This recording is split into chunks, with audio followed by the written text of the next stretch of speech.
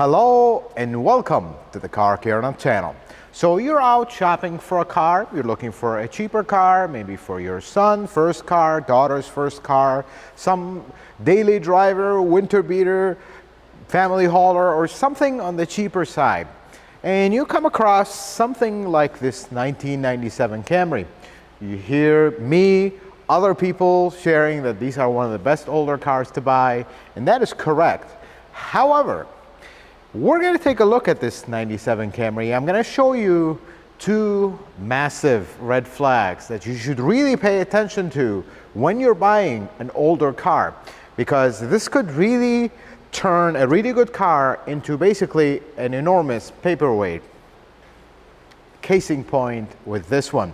The owner of this car have owned it since 2003. So he's not upset that we have some major problems with this car because he's owned it for a long time and he basically got his money's worth out of it. But as he moves away from this car and it's out in the market, maybe somebody will not disclose what it has, you go looking to buy one. I want to show you what you can check in these cars, or in, for that matter, any car that you're looking to buy that is older, because this is very important. So the first thing you look at from far away, this looks perfectly fine. 97 Camry, color is a little faded, but as we move closer, and this is the important thing, is the details.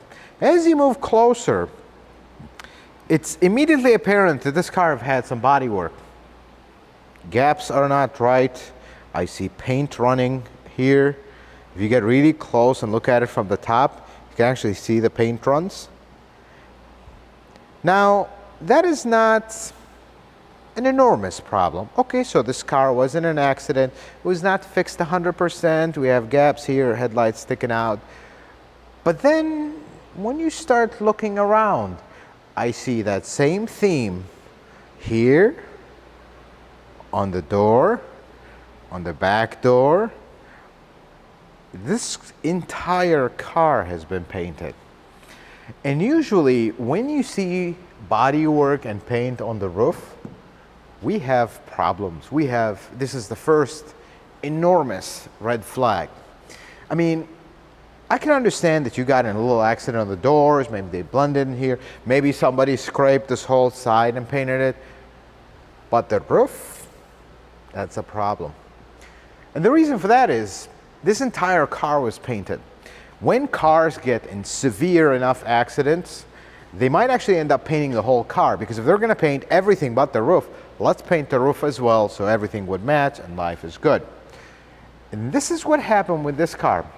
But equally to that, this is not a huge issue yet. You'll see how this becomes an issue. Equally to the fact that when the accident is huge enough, they will paint the whole car. The cars become totaled. And when cars become totaled beyond a certain percentage, depends on where you live, they become salvage titled. And that is a huge problem. There are so many misconceptions about salvage title cars, which, by the way, this is one, that people don't know what salvage means. Salvage titles are cars that have been damaged or totaled or deemed a total loss beyond their repairable value. Let's put it this way. So now this becomes a salvaged car. This is a car that can still be fixed, but in salvage state. It cannot be sold like that. You can buy it, but you can't register it. You have to have a rebuilder rebuild this car, have it inspected, and then it gets issued a rebuild title. Because when a car is salvaged, it is not roadworthy yet. It needs to be salvaged yet and then get rebuilt, then it's back on the road. So in the state of Illinois, and this will vary by state, I want to show you how you can easily find these. As soon as you open the door, you can see the state sticker right there on the door jamb. Rebuild salvage vehicle. Now, let's talk a little bit about rebuilt cars. If they're rebuilt well, it's still a red flag, because what you can't see today will show up 5 years from now. It is just simply not a good idea. If it's absolutely a deal of the century, just know that you probably are better off buying a car that's not rebuilt, a clean title car, because rebuilt cars didn't have just a small accident. They had massive accidents. And the problem is, yes, they can be fixed correctly and they'll be perfectly fine, but that is rarely the case. People that work in the salvage industry, they're looking to flip cars. They're going to buy this, it's all crumpled up, they're going to fix it. Yeah, they're going to have to pass safety inspections, so the car will be safe, but is it fixed right? And this is where we arrive at the second red flag with this car. Now, let's go kind of walk on this side of the car and let's take a look. We got some paint peeling over here. Not a big issue, this is an older car. You know, paint looks pretty clean. I see no rust on the body. Body looks straight, beautiful. Paint is not in the greatest shape in the world, but hey, it's presentable. We have a little bit of rust over here, bubbling up. This is very common on these because water collects inside the trunk. But otherwise, looks decent. Doesn't look too bad. But then we walk to the other side, and that's when things turn into a disaster. Let's look over here. Now, initially, when you look at this, okay, so it has a little bit of rust here. All right, it's an old car, it's a rust belt car. I have a little bit of bubbling here, a little bit here, same on the other side. And then you see tape here, there's actually a hole there. Again, this area, common problem with these cars, water collects in the trunk and whatnot. People will see this and they'll say, oh, I'm just looking for a beater. I just need this car to last for a year or two and we should be good. It's very cheap. I don't care about the rust. That's fine. We'll just drive it around and we should be fine. Maybe we'll put some tires, brakes, and life is good. But you are so mistaken when you see this because you really did not check the important things. This car is not serviceable in my shop. And the reason for that is that. Because when you look at this from here, it's bad, but it's not terrible. But when we come to ground level and actually look underneath the car, I mean, this rocker is completely gone.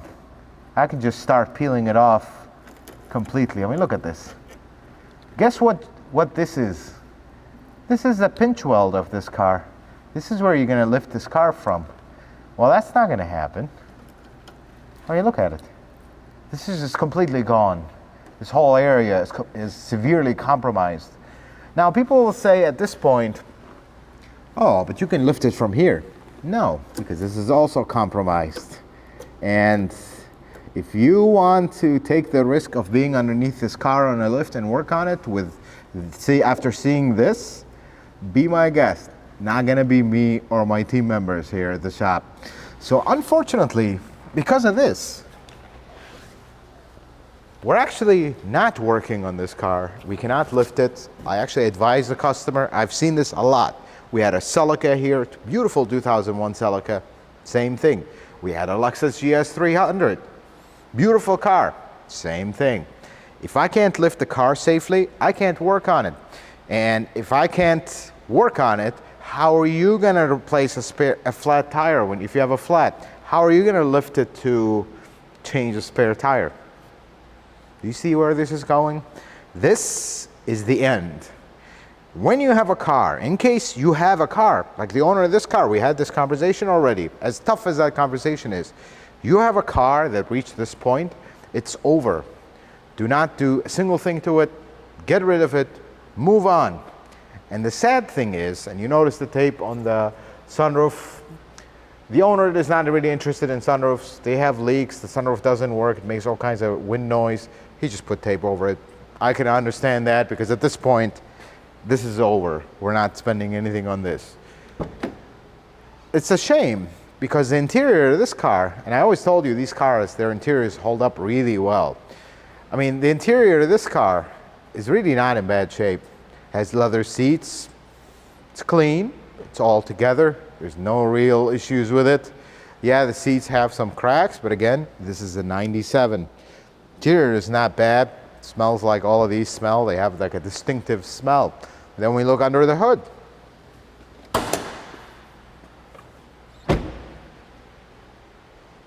This is, of course, a 97, so this has the hood prop, doesn't have hood shocks.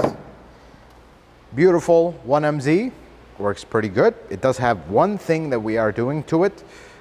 The owner has one of these. I really don't like these. Don't do these to your car. It's not a good idea. But I mean, the engine doesn't even have a lot of issues. There is one issue that the owner wants to fix, actually, and that's why this car is here today. Something with these old Toyotas, all the older style Toyotas, they always had issues with engine temperature sensors. That's just the way they are. And in these days, things were old school. You had two temperature sensors, one of them for the gauge and one of them for the engine computer, because this hails from the days of OBD1. That's how things used to be. So the wire for the engine temperature sensor, which sits right here, is broken. So this one right here, it's actually broken internally, the brown one right here. So every time you hit a bump, the car stumbles and all of a sudden it starts smoking because it loses the signal for the temperature sensor and it defaults to -40 degrees. That's just how these things are. So the computer thinks for a second, wait a second, the engine is cold. It's going to richen the mixture and it's hot. So now it's going to run rich and it just throws everything in a loop until that temperature sensor wire moves again. We're back.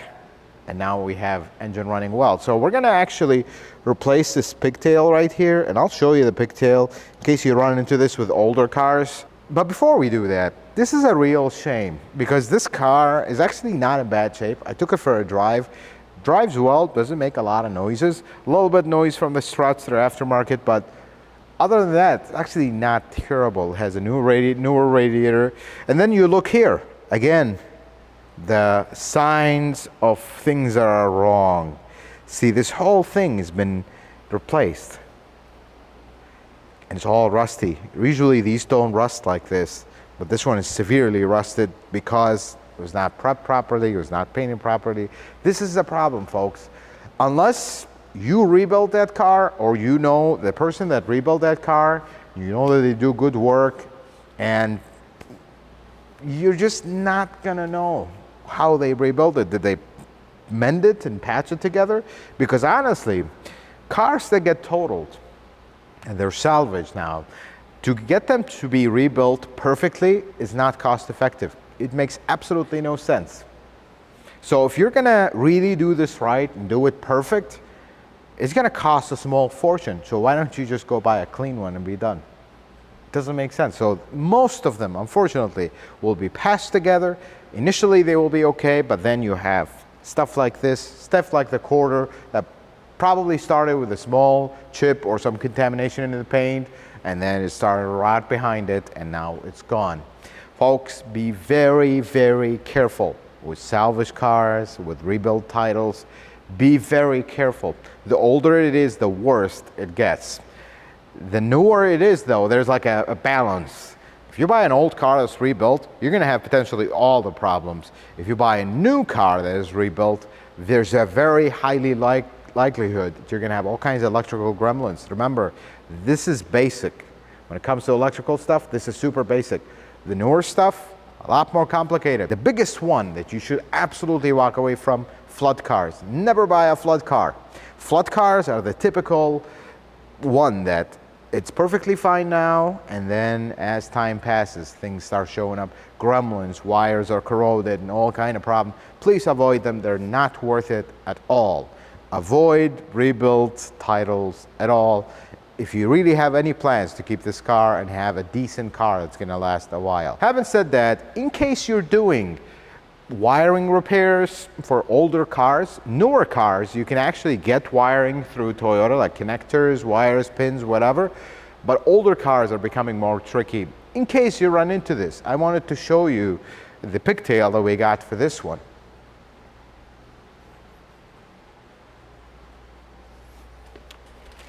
So here's the pigtail, and this was right off of Amazon. It's just a little 3D printed connector with 2 wires. Very simple. It's not the highest quality in the world. It's not exactly the same as the original, but if you can't get the original, what are you gonna do? This is your only option. This is actually from Amazon. You gotta be careful. Most of the older stuff, all the temperature sensor connectors were the same, so you can just get one, find it, splice it in, and life is good. So this is an option for you, but if you can buy the originals, do buy them, because they're a lot better. They're actually not expensive. This is the thing, folks. People have a tendency of automatically assuming original parts are expensive, especially when it comes to specialty stuff. You always have to check. Never assume. When you check and you know, then you're informed, then you can make the right decision. But if you haven't checked, you're actually mistaken, because some of these original parts, like this connector, actually cost more than a Toyota original connector. But since you can't get it for the car like this old, we have no choice at this point.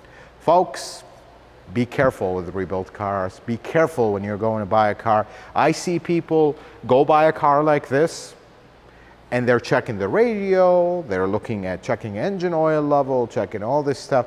That's later. You check like structural integrity first.